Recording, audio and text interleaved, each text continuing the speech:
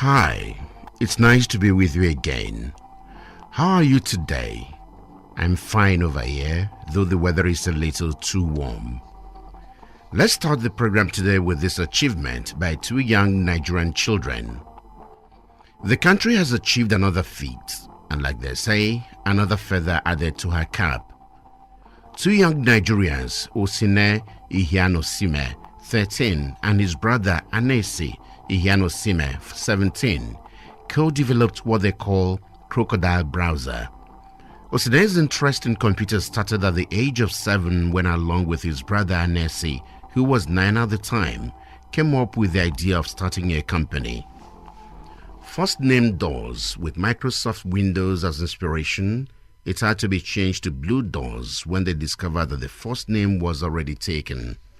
They both decided to learn to code at ages 12 and 14 respectively. Osine, who was also playing soccer and is fascinated with learning new things, said he had started with Java and didn't allow his uncle's belief that it will be a tough feat to achieve to discourage him. ANEKE, on the other hand, said he learned to code by himself in 2013. He said he used sites like Code Academy, Coder Avengers, and books like Android for Game Development and Games for Dummies. While both brothers write codes, ANEKE designs the user interface. They are both students of Green Spring School, Anthony Village, Lagos, Southwest Nigeria. Did I hear you say, wow? This is surely saying the obvious, that the country is blessed. Now to diaspora matters.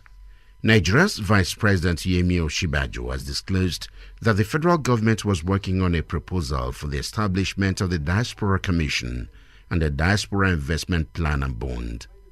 The plan, worth 1 trillion naira, is for investment purposes by both Nigerians at home and abroad. According to a statement by the Senior Special Assistant to the Vice President on Media and Publicity, Mr. Laolu Akonde, the Vice President spoke at a dinner organized by the Christian Association of Nigeria Americans in Houston, United States of America. The Vice President stressed the need for Nigerians to be committed to nation building and to stop those who were working to plunder the nation's resources. Professor Yemi Osinbajo stated that the present administration took the diaspora issue seriously. Hence, the president's decision to appoint a former member of the House of Representatives, Mrs. Abike Dabiru-Erewa, as his senior special assistant on diaspora matters. In a related matter, Nigerians in diaspora have remitted into the Nigerian economy the sum of $77.06 billion, about 23.5 trillion naira. According to the National Migration Policy Report of 2015, the remittances were made in bits for the 5 years of 2005, 2007, 2008, 2012, and 2013. The report was published for the Nigerian government by the International Organization for Migration, IOM, with funding from the European Union, EU, under the 10th European Development Fund Program on promoting better management of migration in Nigeria. The document, which was made available to newsmen, further stated that the total volume of remittances transferred globally to developing countries far exceeds Overseas Development Assistance, ODA. Nigeria is the largest recipient of remittances in sub-Saharan Africa, with receipts of approximately 65% of officially recorded remittances into the region and 2% of global flow, quoting statistics from the Central Bank of Nigeria, CBN. Meanwhile, the Commissioner for Refugees, Migrants and Internally Displaced Persons, IDPs, Sadia Omar Farouk, has expressed gratitude to the Swiss government for supporting the second in a series of the National Migration Dialogue with $450 million. Now to legislative matters. Nigeria's Senate President, Dr. Bukola Saraki, has commended the Nigerian Army for its decision to purchase 50,000 pairs of shoes from local manufacturers in Aba, Abia State, southeast Nigeria, for use by its officers. He said the move showed that the military was living up to its billing as an institution that could play vital roles in boosting the economy. In a statement by the Special Advisor to the Senate President on Media and Publicity, Yusuf Olaniyan, Saraki said the Army's decision to patronize made in Nigerian footwear was a good example which showed the force as a pace-setter and a truly national institution ready to contribute its quota in ending the present economic recession in the country. The Senate President urged other military and paramilitary forces to emulate the Army by immediately banning the purchase of all imported footwear in preference to locally produced ones. He also urged the military and paramilitary agencies not to limit their patronage and promotion of made-in-Nigerian goods to only shoes, but to other items that could be sourced locally. The Lagos International Trade Fair, the premier international trade fair in Nigeria, started on Friday, 4th November 2016. The 10-day event, which usually begins on the first Friday in November of each year, started in 1981. It is organized by the Lagos Chamber of Commerce and Industry.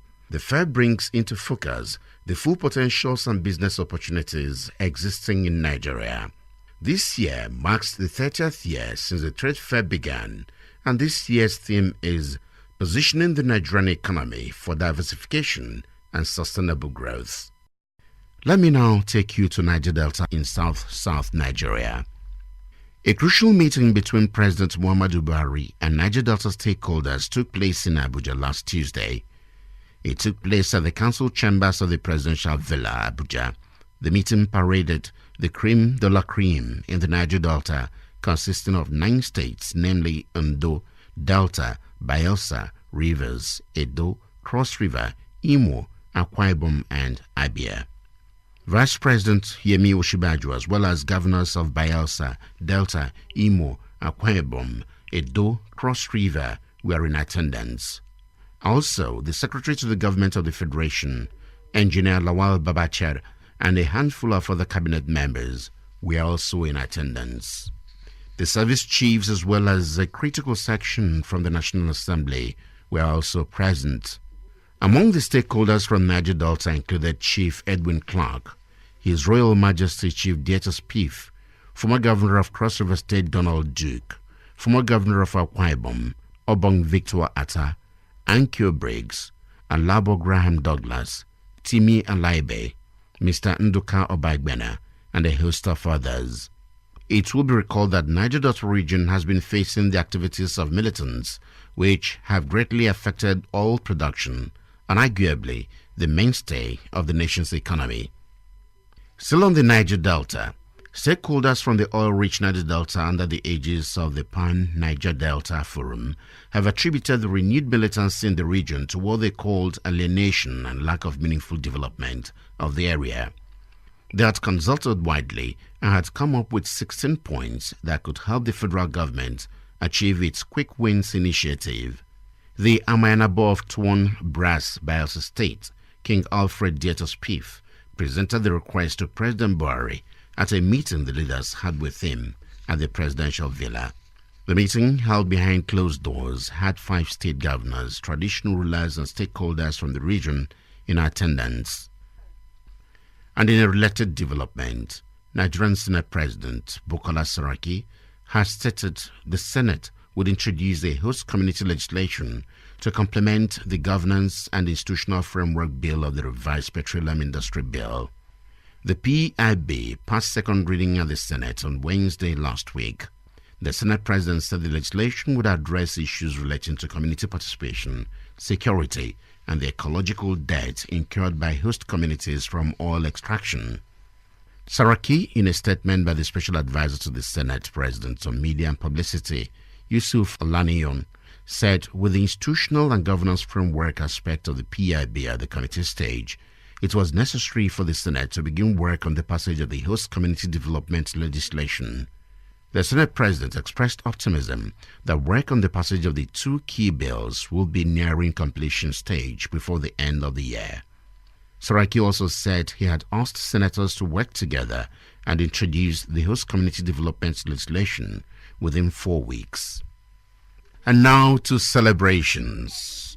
Activities that mark the 10th anniversary of His Eminence Alhaji Saad Abubakar III as the Sultan of Sokoto took off on Wednesday 3rd with an international symposium on the legendary Sokoto Caliphate by renowned scholars and presentation on the proposed Nana Asmau College of Medical Sciences. During the symposium, there were presentations on some translated books authored by the founding fathers of the Caliphate, like the legendary jihadists Sheikh Othman Fodio, Abdullahi Gwandu, and Mohammed Bello. The Sultan is the President General of the Supreme Council for Islamic Affairs. Sultan Abubakar said it was only when citizens began to ask questions that governors and other leaders would sit up and begin to take the people seriously. He advised Nigerians to stop hiding behind religion, politics, and tribal affiliations to perpetuate crime. Dignitaries present at the symposium were Vice President Yemi Oshibajo, Emir of Kano, Muhammad Sanusi II, and Sokoto State Governor Aminu Tambuwal. A cultural night that showcased the rich cultural heritage of the Caliphate was also held at the symposium. And guess who was the chief guest of honor? His Excellency President Muhammadu Buhari. Also, special prayers for sustainable peace in the state, Nigeria, and the world at large were conducted on Friday 4th.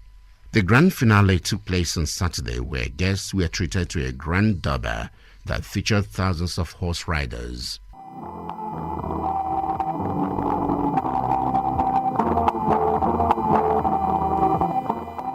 I would like to conclude my letter on this note. I'll write to you again next week. Until then, it's bye from here.